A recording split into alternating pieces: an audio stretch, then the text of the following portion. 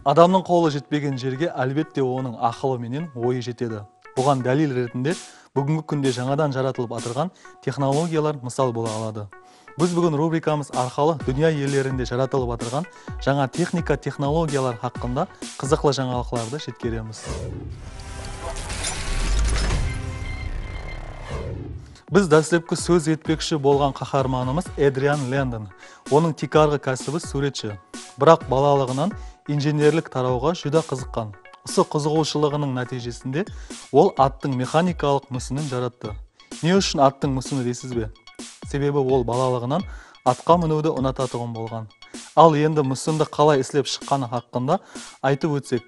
Тәсілебінде ол аттың көрінісін қағазға сызып, кейін 3D технологиясы жәрдемінде компьютерде модельдестірген, соң темір бөліклері жәрдемінде құрастырады. Нәтижесінде көріп тұрғаныңыздай механикалық ат жаратылды.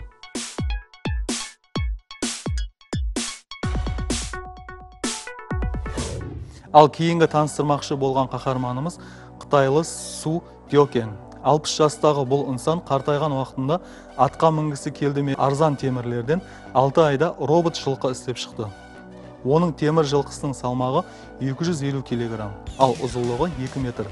Биіктігі болса 1,5 метрге жетеді. Робот сияқты құрылманы жүргізу үшін жанармай ретінде бензиннен пайдаланған. Көріп тұрғаныңыздай жылқының қозғалысы жүда астен әрекетленеді. Бірақ алдағы уақытта бұл жылқы жүгіріп жүреді дейді Су Дёкен. Қазіргі уақытта ол өзінің темір жылқысына мініп, көшені аралап сейілге шықпақты.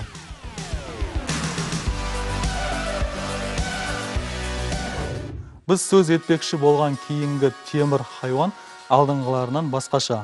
Анығырақ айтатығын болсақ, бұл хайуан инновациялық жоғары технологиялармен тәмінленген.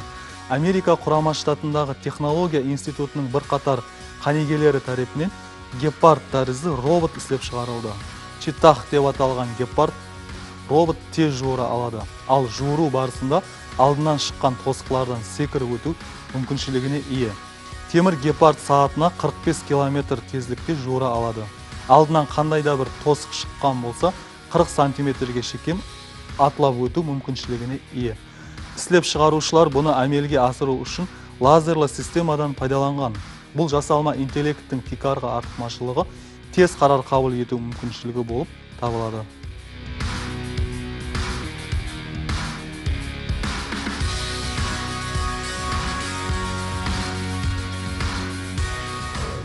Ауқатларды да роботлар пісіріп басламақта. Англияда міне осындай ауқат пісіретұғын Молей деп аталған робот әмелиятқа енгізілді. Ол смартфонның басқаруы менен интернет тармағы арқылы ауқатлардың рецепті тикарында тағамларды таярлайды.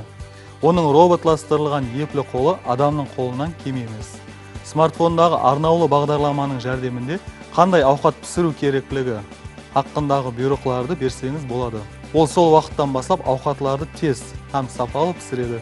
Жаңа робот үйдегі барлық қазан табақ, сондай-ақ техникалық бұйымдарменен де жұмыс істей алады. Сондай-ақ ол Ұлыбританиялы атақлы аспаз Тим Андерсонның харекетлерін қайталай алады.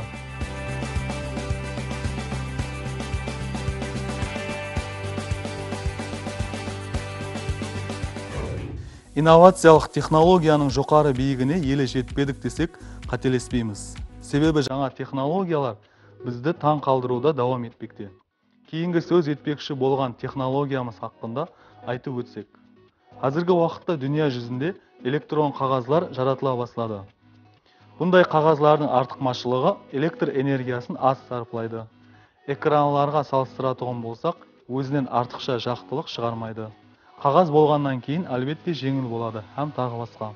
Естетіп өтеміз, міне осындай электрон қағазлардың бірі Лас-Вегастағы халықаралық жоғары технологиялар көргізбесінде E-Ink деп аталған электрон реңлі қағаз көпшілік назарына ұсынылды.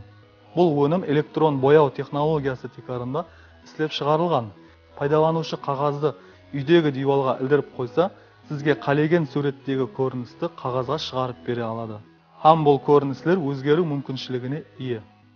Қазіргі уақытта электрон қағазлардан қол сағатлар, электрон кітаплар, хауа райын көрсетуші таблолар таярлауда пайдаланбақта. Себебі қағазлардан таярланған бұйымлар жеңіл болады. Сондай-ақ сауда орынлары үшін әр түрлі рекламалық таблолар үшін да осы электрон қағаздар қолданылмақта.